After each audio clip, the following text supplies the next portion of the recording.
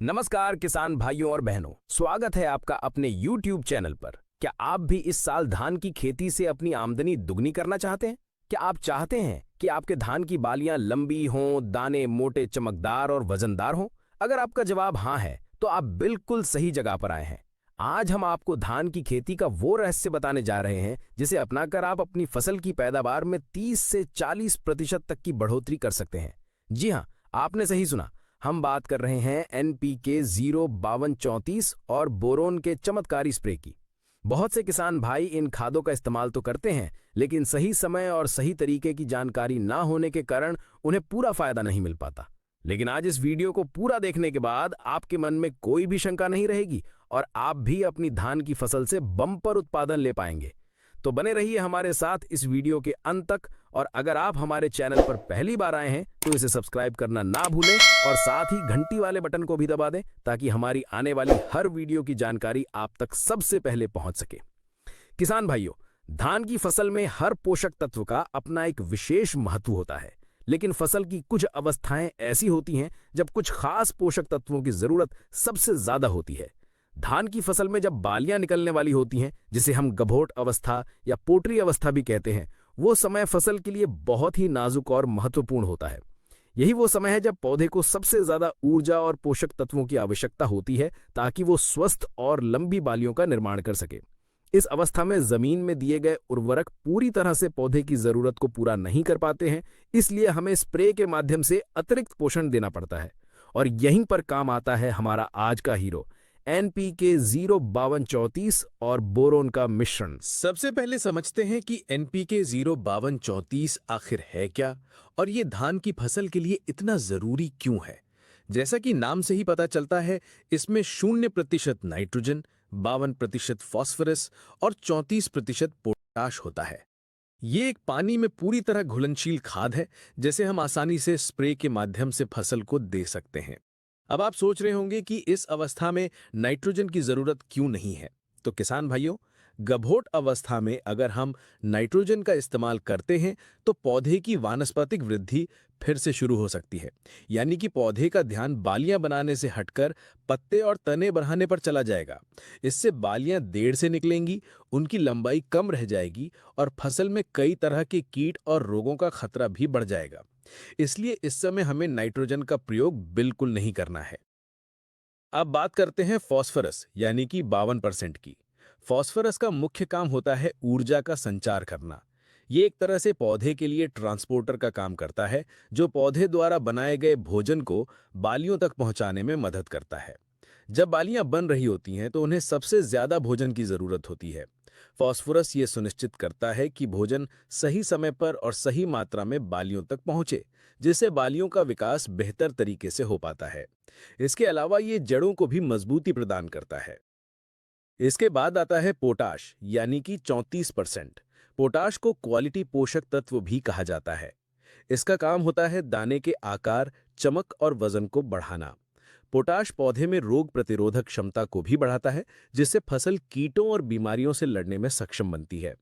ये तने को भी मजबूती देता है, जिससे तेज हवा चलने पर फसल के गिरने का खतरा कम हो जाता है। इसके साथ ही ये पौधे को सूखे जैसी प्रतिकूल परिस्थितियों को सहन करने की क्षमता भी प्रदान करता है। तो आप समझ गए होंगे कि गभोट अवस्था में फास्फोरस और पोटाश का कितना बड़ा योगदान है। अब आते हैं हमारे दूसरे महत्वपूर्ण पोषक तत्व यानी बोरॉन पर। बोरॉन एक सूक्ष्म पोषक तत्व है जिसकी जरूरत पौधे को बहुत कम मात्रा में होती है, लेकिन इसके बिना फसल अधूरी है। बोरॉन का सबसे महत्वपूर्ण काम परागण यानी पॉलिनेशन की क्रिया में मदद करना है। परागण वह प्रक्रिया है जिससे नर और मादा फूल मिलते हैं और दाने का निर्माण होता है। अगर परागण ठीक से नहीं होता है तो बालियों में दाने नहीं बनेंगे और बालियां खाली रह जाएंगी। बोरॉन पराग नली के निर्माण में मदद करता है और परागण की प्रक्रिया को सफल बनाता है, जिससे बालियों में दानों का भराव पूरी तरह से होता है। इसके अलावा बोरॉन दानों में एक विशेष प्रकार की चमक पैदा करता है, जिससे मंडी में फसल का अच्छा दाम मिलता है। ये कैल्शियम के अवशोषण में भी मदद करता है, जो पौधे की कोशिकाओं को मजबूती देता है। अब जब हमने एनपीके 05234 और बोरॉन के फायदों को समझ लिया है, तो सबसे बड़ा सवाल ये आता है कि इनका स्प्रे करने का सही समय कौन सा है। किसान भाइयों, समय का ध्यान रखना सबसे ज्यादा जरूरी है, क्योंकि अगर आपने सही समय पर स्प्रे नहीं किया तो आपको इसका पूरा लाभ नहीं मिलेगा और हो सकता है कि कुछ नुकसान भी हो जाए। एनपीके 05234 और बोरॉन का स्प्रे करने का सबसे उत्तम समय है धान की गभोट अवस्था, यानी जब बालियां तने के अंदर पूरी तरह से बन चुकी हों और बाहर निकलने की तैयारी में हों।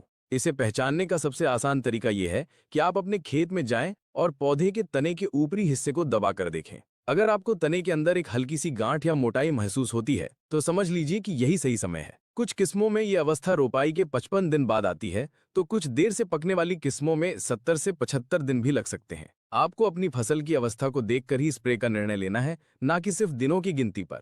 एक और पहचान यह है कि जब आपके खेत में 5 से 10% बालियां निकलनी शुरू हो जाएं, तब भी आप इसका स्प्रे कर सकते हैं। लेकिन ध्यान रहे कि जब बालियों में फूल खिलने की अवस्था हो, उस समय किसी भी प्रकार का स्प्रे नहीं करना चाहिए, क्योंकि इससे परागण की प्रक्रिया में बाधा आ सकती है और दाने खाली रह सकते हैं। अब बात करते हैं कि स्प्रे कैसे करना है और इसकी सही मात्रा क्या होनी चाहिए। 1 एकड़ धान की फसल के लिए आपको 1 से 1.5 किलोग्राम एनपीके 05234 लेना है। इसके साथ आपको 20% वाला बोरॉन 100 से 150 ग्राम प्रति एकड़ की दर से लेना है। इन दोनों को अलग अलग बर्तनों में थोड़े पानी में अच्छी तरह घोल लें। कभी भी इन दोनों को सूखे में एक साथ ना मिलाएं। जब दोनों अच्छी तरह घुल जाएं, तब इन्हें एक साथ मिलाकर लगभग 120 से 150 लीटर पानी में डालकर स्प्रे की टंकी में भरें।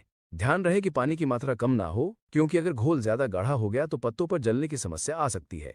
स्प्रे करते समय कुछ सावधानियां बरतनी भी बहुत जरूरी है। सबसे पहली और जरूरी बात यह है कि स्प्रे करते समय खेत में पर्याप्त नमी होनी चाहिए। अगर खेत सूखा है तो स्प्रे करने से एक दिन पहले हल्की सिंचाई जरूर कर दें। सूखी जमीन में स्प्रे करने से फसल को फायदा कम और नुकसान ज्यादा हो सकता है। स्प्रे हमेशा सुबह या शाम के समय ही करें, जब तापमान कम हो और हवा शांत हो। तेज धूप में स्प्रे करने से घोल जल्दी वाष्पित हो जाता है और पौधे उसे पूरी तरह से अवशोषित नहीं कर पाते। साथ ही तेज हवा में स्प्रे करने से दवा का छिड़काव एक समान नहीं हो पाता है। स्प्रे करते समय हमेशा साफ पानी का इस्तेमाल करें। आसपास के किसी ऐसे गड्ढे या नहर से पानी ना लें जिसमें किसी ने यूरिया या अन्य कोई रसायन घोला हो, क्योंकि इससे आपकी फसल को नुकसान हो सकता है। बेहतर परिणामों के लिए आप इस घोल में एक अच्छी चिप को यानी स्टिकर का इस्तेमाल भी कर सकते हैं, जिससे घोल पत्तों पर अच्छी तरह फैल जाए और ज्यादा समय तक चिपका रहे। किसान भाइयों, इस एक स्प्रे से आपकी धान की फसल की काया पलट हो सकती है। एनपीके 05234 और बोरोन का ये मिश्रण बालियों को लंबा और मजबूत बनाएगा, दानों का भराव पूरी तरह से सुनिश्चित करेगा, दानों को मोटा, वजनदार और चमकदार बनाएगा, जिससे आपकी उपज में निश्चित रूप से वृद्धि होगी। ये आपकी लागत को कम करके मुनाफे को बढ़ाने का एक अचूक फॉर्मूला है। कई किसान भाई इस तकनीक को अपनाकर हर साल धान की खेती से लाखों का मुनाफा कमा रहे हैं। तो आप भी इस बार इस तरीके को जरूर अपनाएं और अपनी मेहनत का पूरा पूरा फल पाएं। हमें उम्मीद है कि आज की इस वीडियो में दी गई जानकारी आपको पसंद आई होगी और आपके लिए फायदेमंद साबित होगी। अगर आपको ये वीडियो अच्छी लगी हो तो इसे लाइक जरूर करें और दूसरे किसान भाइयों के साथ भी शेयर करें, ताकि वे भी इस जानकारी का लाभ उठा सकें। धान की खेती से जुड़ा अगर आपका कोई भी सवाल या सुझाव है तो आप हमें नीचे कमेंट बॉक्स में लिखकर बता सकते हैं। हम आपके हर सवाल का जवाब देने की पूरी कोशिश करेंगे। और हाँ, अगर आपने अभी तक हमारे चैनल को सब्सक्राइब नहीं किया है तो जल्दी से कर लीजिए, क्योंकि हम आपके लिए खेती बाड़ी से जुड़ी ऐसी ही महत्वपूर्ण जानकारियां लाते रहते हैं। वीडियो को अंत तक देखने के लिए आपका बहुत बहुत धन्यवाद। मिलते हैं अगली वीडियो में एक नई जानकारी के साथ। जय हिंद, जय किसान।